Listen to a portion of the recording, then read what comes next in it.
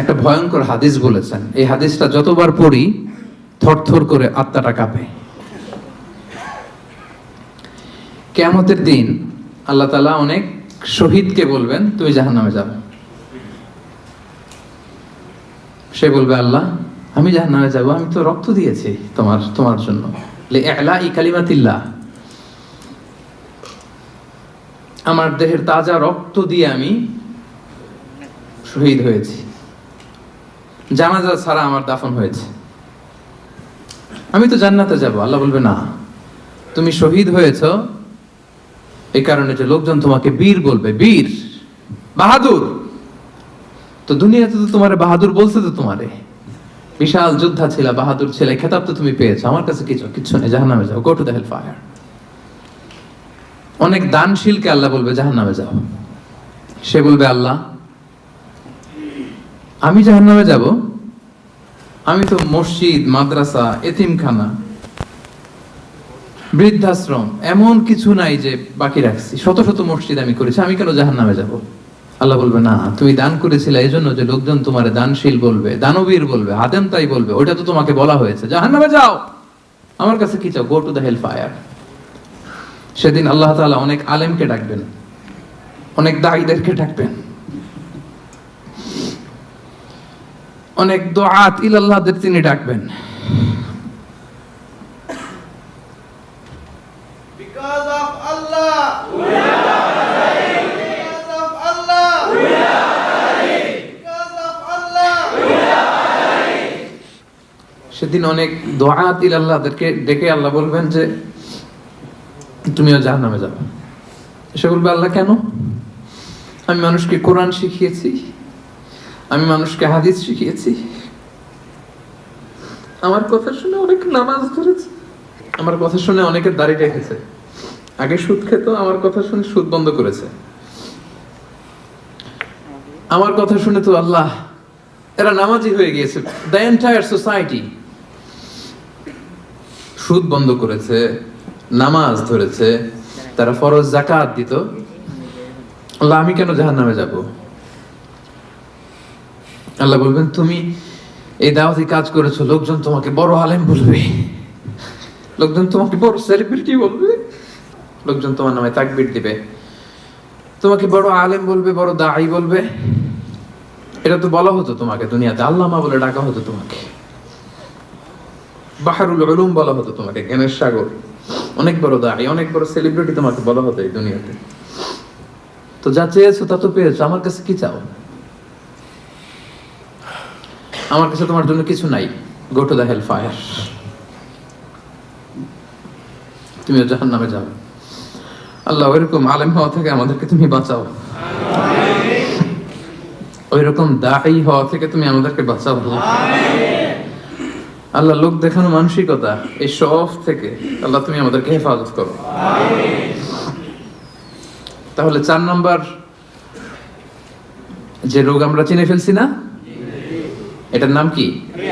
রিয়া। নামাজ পড়তেছি, মানুষ আমারে বড় মুসল্লি বলে, হজ করে আসছি যেন আমার নামের আগে আলহাজ লাগায়, যাকাত দিচ্ছি, যাকাতের শাড়ি লুঙ্গি, দানবীর, শিল্পপতি, এটা যেন বলে। জিহাদের ময়দানে গিয়েছি, ইসলামের জন্য মিছিল দিচ্ছি, যাতে মিডিয়াতে আমাকে সবার আগে দেখা যায়। আল্লাহ বলবে, go to the hell fire, জাহান্নামে যাও। এগুলো একটাও আমার জন্য করো নাই, তুমি যা চেয়েছিলে দুনিয়াতে তুমি সেটা পেয়েছো, আমার কাছে কি চাও? কিচ্ছু নাই আমার কাছে তোমার জন্য, যাও। আল্লাহ এরকম দানশীল হওয়া থেকে, এরকম আলেম হওয়া থেকে, এরকম বীরত্ব দেখানো থেকে আল্লাহ তুমি আমাদেরকে হেফাজত করো।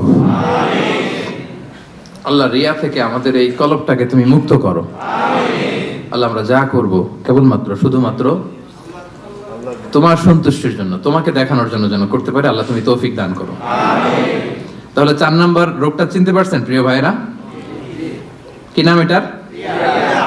আলহামদুলিল্লাহ, এই তো বুঝে ফেলতেছেন। তাহলে আজকের এই প্রোগ্রাম থেকে আমরা এই রিয়া বা লোক দেখানো মানসিকতা, এটাকে না বলে দিব। কি বলেন?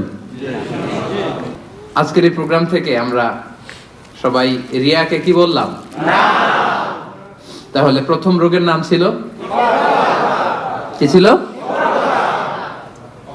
কপটতা। দ্বিতীয় রোগের নাম অহংকার। তৃতীয় রোগের নাম চতুর্থ রোগের নাম বাংলায় বলেন লৌকিকতা, লোক দেখানো মানসিকতা। রাইট। সব শেষে হচ্ছে 5 নাম্বার রোগের নাম হচ্ছে সুউদ্দন, মন্দ ধারণা। অন্যের ব্যাপারে মন্দ ধারণা করা, বাজে ধারণা, নেগেটিভ অ্যাজাম্পশন, সবসময় একটা নেগেটিভ চিন্তাধারা। কিছু লোক দেখবেন যে পজিটিভ কিছু খুঁজেই পায় না, আছে না? ভালো একটা জিনিস এর মধ্যেও ভেজাল খুঁজে বের করছে। জাজমেন্টাল, অন্যের ব্যাপারে মন্দ ধারণা করা, সবসময় অন্যকে কাঠগড়ায় দাঁড় করাতে সে পছন্দ করে, এরকম আছে না? ওনার এই সমস্যা, ওনার তো উনি এটা নামাজ হয় না, এর তো ঝামেলা আছে ফ্যামিলিতে, ওর তো এটা, ওর সমস্যা, তোর কি সমস্যা? ওর সমস্যা যে বুঝলি, তোর কি সমস্যা বল? এরকম এরকম আছে না? নিজের দোষের কোনো খবর নাই, শুধু অন্যের দোষ, শুধু অন্যের দোষ, শুধু নেগেটিভ। প্রিয় ভাইরা, এই নেগেটিভিটি থেকে বেরিয়ে আসতে হবে আমাদের। অন্যের দোষ খোঁজা যাবে না, নিজের দোষ খুঁজতে হবে। নিজেকে কাঠগড়ায় দাঁড় করান, একটু একটু নিজে কি কি ভুল করলাম, নিজে কি কি অন্যায় করলাম, এটা একটু বের করবার চেষ্টা করেন। নিজেকে কাঠগড়ায় দাঁড় করান। আমরা এই ভুলটা করে ফেলি, আমরা নিজেকে কাঠগড়ায় দাঁড় না করিয়ে কি করি? হ্যাঁ, কি সুন্দর, হি ইজ দ্য জাজ, সে জাজ করবে, সে জাজের চেয়ারে বসছে, তার দায়িত্ব দেওয়া হয়েছে, এবার সে এই তোমার এই সমস্যা, এই সমস্যা, এটা ওইটা। তো জাজমেন্টাল হওয়া যাবে না, পজিটিভ চিন্তা ধারণা করতে হবে। দেখেন আল্লাহ তাআলা বলছেন, ইয়া আইয়ুহাল্লাযীনা আমানু জিতানিবু কাসীরাম মিনায-যন্ন ইন্না বা'দায-যন্নি ইসম। ওহে বিশ্বাসীরা, বেশি বেশি ধারণা করা থেকে বেঁচে থাকো, কেননা ধারণাটা হচ্ছে পাপ। এই যে আপনি বাজে ধারণা করলেন, এটা পাপ। আর রাসূল সাল্লাল্লাহু আলাইহি ওয়াসাল্লাম বললেন, ফাইন্নায-যন্না আকযাবুল হাদীস। এই ধারণা করাটা এটা হচ্ছে মিথ্যা কথা, অধিকাংশ ধারণা এটা মিথ্যা হয়। ওয়া ইন্নায-যন্না লা ইউগনি মিনাল হাক্কি শাইআ। ধারণা কখনো সত্যের বিকল্প হতে পারে না, কখনো বিকল্প হতে পারে না। এজন্য আপনি বাজে ধারণা করবেন না। ধারণা করতে হলে সুধারণা করেন। ধারণা করতে হলে কি ধারণা করবেন? হঠাৎ দেখলেন যে ওদিকে আজান হইতেছে, বসে আছে, এই নামাজ পড়ে নাই, কোথায় নামাজ পড়েই না, ওর যে কি সমস্যা আছে আপনি জানেনই না, হতে পারে না? যে কি রে নামাজ পড়লো না, সে হয়তো মুসাফির, সে কি, সে তো জমা কসর করার অনুমতি তো, ফ্লেক্সিবিলিটি তো শরীয়ত দিয়েছে, ঠিক কি না? এই বোন একটাকে দেখছেন নামাজ পড়ে নাই, ধারণা করে নিতে তো বেনামাজি, এর বউ তো নামাজ পড়ে না, এরকম বলে না? হয়তো মেনস্ট্রুয়েশনাল পিরিয়ড চলছে, তার পিরিয়ডের কারণে তো সে নামাজ পড়তে পারবে না। আপনার বন্ধুকে দেখলেন বোরকা পরা এক মহিলার সাথে যাচ্ছে দিক দিয়ে, একটা মেয়ের সাথে, ইয়াং বোরকা পরা, এই তো বাজে ধারণা শুরু, মামাই তো একেবারে কাজ করে ফেলাইছে। হ্যাঁ, বলেন এরকম, মামাই তো একেবারে কাজ বানাই দিছে। আল্লাহু আকবার। এই যে আপনি ধারণা করলেন, আপনার গুনার পাল্লাটা ভারী করলেন। এই মেয়েটা তার আপন বোন হতে পারে কি পারে না? আসতে বললেন যে পারে কি পারে না? তার আপন ভাগ্নি হতে পারে কি পারে না? এই যে আপনি মন্দ ধারণা করছেন, মানে যাই দেখি আমরা খালি চোখে, এটা কিন্তু সব বাস্তবতা না।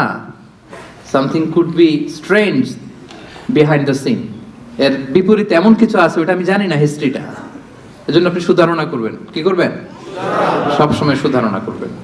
এই মন্দ ধারণা, বাজে ধারণা, অনেকে এরকম কিছু দেখলেই, বিয়ে করার পরে একটা ঘড়ি হাতে দেখলেই কই এটা বোধহয় যৌতুক দিছে, বোধহয় পুলিশ অফিসার একটা গাড়ি কিনছে বা ফ্ল্যাট কিনছে, এই তো ঘুষের টাকা দিয়ে বানায় ফেলছে। পুলিশ অফিসার মানেই কি সবাই ঘুষ খায়? ঘুষ খায় একটা বড় সংখ্যক, কিন্তু এখনো অনেক সৎ পুলিশ অফিসার আমার দেশে আছে না? নাই? আছে, এখনো আছে। তো আপনি মন্দ ধারণা করে গুনার পাল্লা ভারী করবেন না। তাহলে এই মন্দ ধারণাকেও আজকের প্রোগ্রাম থেকে আমরা কি বলে দিলাম? তাহলে 5টা রোগ চিনছেন না? 1 নম্বরে কপটতা, 2 নম্বরে অহংকার, 3 নম্বরে হিংসা, 4 নম্বরে লৌকিকতা, 5 নম্বরে মন্দ ধারণা করা। আচ্ছা ঠিক আছে, এই যে রোগ যে হয়েছে, রোগ নিয়ে বসে থাকা ভালো না, ট্রিটমেন্ট করতে হবে। আসেন চিকিৎসা শুরু করে দিই। 1 নম্বরে চিকিৎসা তাকওয়া, আল্লাহর ভয় লাগবে। এখানে কি লাগবে? আল্লাহর ভয়। আল্লাহর ভয় যাদের হৃদয়ে থাকে তাদের হৃদয় কখনো কি হয় না, পথ ভুলে যায় না। যাদের হৃদয়ে আছে আল্লাহর ভয় তারা কবু পথ ভুলে যায় না। আল্লাহর প্রেম ছাড়া এই দুনিয়ায় কারো কাছে কোনো কিছু চাই না। রাতের আধারে যারা সেজদাতে রয় দু চোখের শ্রুতে নদী যেন বয়। ছলনার হাতছানি যতই আসুক পেছনে ফিরে সে তাকায় না। সবাই পড়েন, যাদের হৃদয়ে আছে আল্লাহর ভয় তারা কবু পথ ভুলে যায় না। আল্লাহর প্রেম ছাড়া এই দুনিয়ায় কারো কাছে কোনো কিছু চাই না। আলহামদুলিল্লাহ বলেন।